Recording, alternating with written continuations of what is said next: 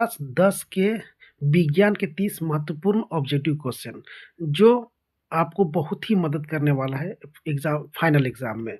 तो आइए 30 क्वेश्चन को पढ़ते हैं। पहला क्वेश्चन है, दांत का इनेमल किससे बना होता है? तो किससे बना होता है? ये कैल्शियम हाइड्रोक्सी पार्टाइट से बना होता है, यानी ऑप्शन नंबर डी। दूसरा क्वेश्चन है, 1 बिलियन कुचले हुए अंडों के छिलकों के साथ अभिक्रिया करके एक गैस बनाता है जो चूने के पानी को दूधिया कर देती है। इस बिलियन में शामिल है, कौन सा शामिल है? तो HCl, यानी कि option number B. Question number 3, एक तत्व ऑक्सीजन के साथ अभिक्रिया करके उच्च गलनांक वाला यौगिक बनाता है। यह यौगिक जल में भी घुलनशील है। यह तत्व है, तो यह तत्व कौन सा है? तो यह तत्व है आपका कैल्शियम। क्वेश्चन नंबर 4, मानव पुरुषों में यौवन की आयु क्या है? तो मानव पुरुषों में यौवन की आयु है 12 से 14 वर्ष। प्रश्न नंबर 5, जब हाइड्रोजन सल्फाइड गैस को कॉपर सल्फेट के नीले घोल से गुजारा जाता है तो अवक्षेप का रंग क्या हो जाता है? तो अवक्षेप का रंग हो जाता है काला, option number A. Question number 6 में, निम्नलिखित में से कौन सा भौतिक परिवर्तन नहीं है? तो कौन सा नहीं है? चीनी का कार्मेलाइजेशन, यानी ऑप्शन नंबर बी। फूल का मादा प्रजनन भाग होता है। क्वेश्चन नंबर 7 कह रहा है कि फूल का मादा प्रजनन भाग होता है, तो फूल का मादा प्रजनन भाग क्या कौन सा होता है? ऑप्शन नंबर ए, जिसमें से वर्तिकाग्र, अंडाशय और वर्तिका, ये तीनों क्या होता है? फूल का मादा प्रजनन भाग होता है। अब क्वेश्चन नंबर 8, मानव नेत्र की फोकस दूरी में परिवर्तन किसके कारण होता है? तो ये होता है सिलियरी पेशियों के कारण, ऑप्शन नंबर ए। प्रश्न नंबर 9, आकाश का नीला रंग किसके कारण होता है? तो आकाश का नीला रंग जो होता है किसके कारण होता है? ये होता है ये होता है आपका प्रकाश के प्रकीर्णन के कारण। क्वेश्चन नंबर 10, लेंस की शक्ति -4.0D होती है। लेंस की प्रकृति क्या है? तो लेंस की प्रकृति क्या है कि वो लेंस क्या हो जाएगा? अवतल लेंस हो जाएगा, option number D. Option question number 11, मटर में एक शुद्ध लंबे पौधे टीटी को एक शुद्ध छोटे पौधे के साथ संकरनित किया जाता है। F2 पीढ़ी में शुद्ध लंबे पौधों और शुद्ध छोटे पौधों का अनुपात क्या है? तो अनुपात कितना हो जाएगा? 1:1, option number C. Question number 12, एक वस्तु अवतल दर्पण के सामने 20 सेंटीमीटर की दूरी पर रखी गई है जिसकी फोकस दूरी 25 सेंटीमीटर है। वस्तु का आवर्धन क्या होगा? तो आवर्धन होगा -5.0, यानी option number B. Question number 13, खाद्य जाल के लिए निम्नलिखित में से क्या सत्य है?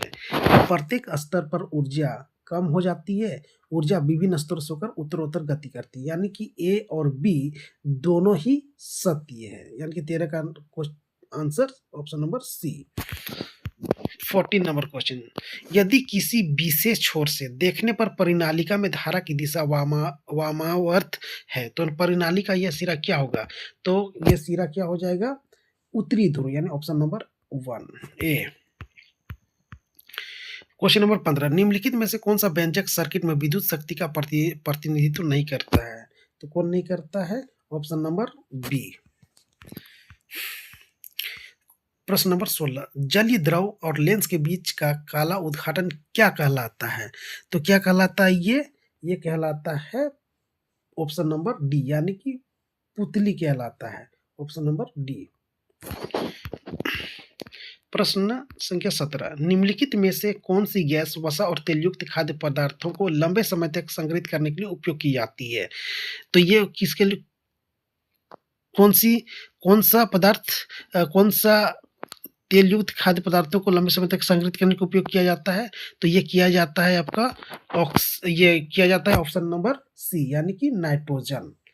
इसका आंसर हो जाएगा नाइट्रोजन, ऑप्शन नंबर सी। 18, एक विद्युत जनरेटर परिवर्तित करता है। तो एक विद्युत जनरेटर हमेशा क्या करता है? तो यांत्रिक ऊर्जा को विद्युत ऊर्जा में परिवर्तित करता है, ऑप्शन नंबर डी। इसका आंसर हो जाएगा ऑप्शन नंबर डी। इसका आंसर हो जाएगा option number D. Question number 19, सामान्य दृष्टि वाले एक युवा वयस्क के लिए स्पष्ट दृष्टि की न्यूनतम दूरी क्या है? तो ये क्वेश्चन हमेशा पूछा गया है और इस बार भी पूरी संभावना है कि पूछा जाए, यानी बहुत ही महत्वपूर्ण क्वेश्चन है और आसान भी क्वेश्चन है। तो ये क्वेश्चन आप कमेंट बॉक्स में कमेंट कीजिए कि इसका आंसर कौन सा होगा। चलते हैं आगे। मानव आंख किसी वस्तु का प्रतिबिंब अपने कहाँ बनाती है? तो अपने रेटिना में बनाती है। ये ऑप्शन नंबर क्या हो जाएगा? ए। 21, निम्नलिखित में से कौन सा उत्पादक का उदाहरण है? तो उत्पादक कौन होते हैं? जो सूर्य के प्रकाश से अपना भोजन बनाते हैं, यानी किसी पर ये डिपेंड या निर्भर नहीं होते हैं, उन्हें हम क्या कहते हैं? उत्पादक।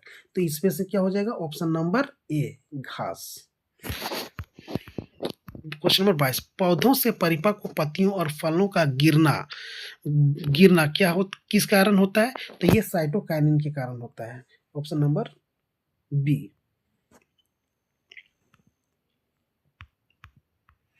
क्वेश्चन नंबर ये 22 का जो आंसर है ये किसके कारण होगा? ये एब्सिसिक एसिड के कारण होगा, एब्सिसिक अम्ल के कारण होगा, एब्सिसिक अम्ल के कारण होगा। क्वेश्चन नंबर 23, शरीर का वह भाग जो तंत्रिका तंत्र से भेजे गए निर्देशों पर प्रतिक्रिया करता है उसे क्या कहते हैं? तो उसे कहते हैं प्रभावक। Option number A. कौन सा रेफ्रिजरेंट ओजोन परत के क्षरण के लिए जिम्मेवार है? यानी कौन ऐसा चीज है जिसके यूज करने से जो ओजोन परत है वो छिद्र हो रहा है, उसका नुकसान हो रहा है, और नुकसान होने के से क्या होगा कि जो सूर्य से पराबैंगनी किरणें जो आएंगी वो सीधे धरती पे आएगा और मनुष्य के शरीर पर पड़ने के बाद वो पराबैंगनी किरणें क्या करेगा? कैंसर, इस त्वचा कैंसर को भी जन्म दे देगा। तो ये चीजों को सबसे ज्यादा जो क्षरण कर रहा है उसके लिए जिम्मेवार कौन है? तो इसके लिए जिम्मेवार है CFC। Option number B.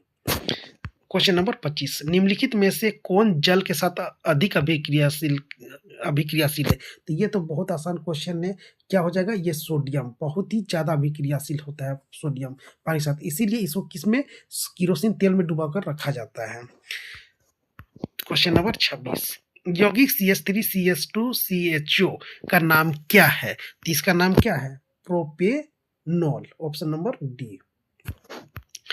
Question number 27, अभिक्रिया C6H12O6 प्लस 6O2 को जब हम करते हैं तो ये एक ऊर्जा देता है। तो जब जो कोई भी चीज ऊर्जा देता है तो उसको क्या कहेंगे? ऊष्माक्षेपी, यानी कि option number B.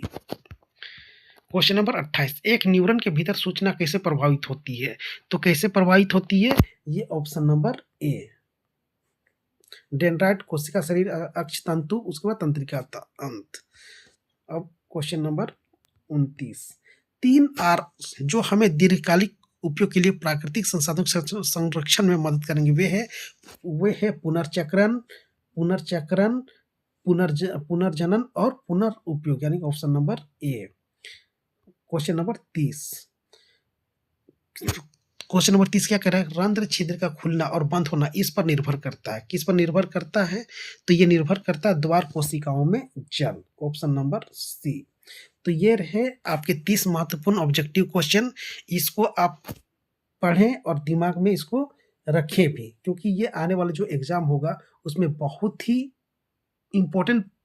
Important role ये प्ले करने वाला है। और ये 30 नंबर में आप अगर 25 प्लस नंबर ले आते हैं तो इससे क्या हो जाएगा कि आपके जो नंबर साइंस में क्या होगा कि आपका 70 प्लस नंबर लाने से कोई नहीं रोक सकता। और जब 70, 80 नंबर, 90 नंबर अगर आप उठाते हैं तो क्या होगा कि आप टॉपर्स की गिनती में आएंगे। तो ये 30 क्वेश्चन को अच्छे से प्रैक्टिस करना है और जितने भी इम्पोर्टेंट क्वेश्चन हैं वो एग्जाम तक आपको इस चैनल पर मिलता रहेगा। इसीलिए जेक बोर्ड पाठशाला को चैनल को आप सब्सक्राइब करें और लाइक करें और बेल आइकन को दबा दें ताकि कोई भी वीडियो अपलोड होने से पहले आपको नोटिफिकेशन मिल जाए।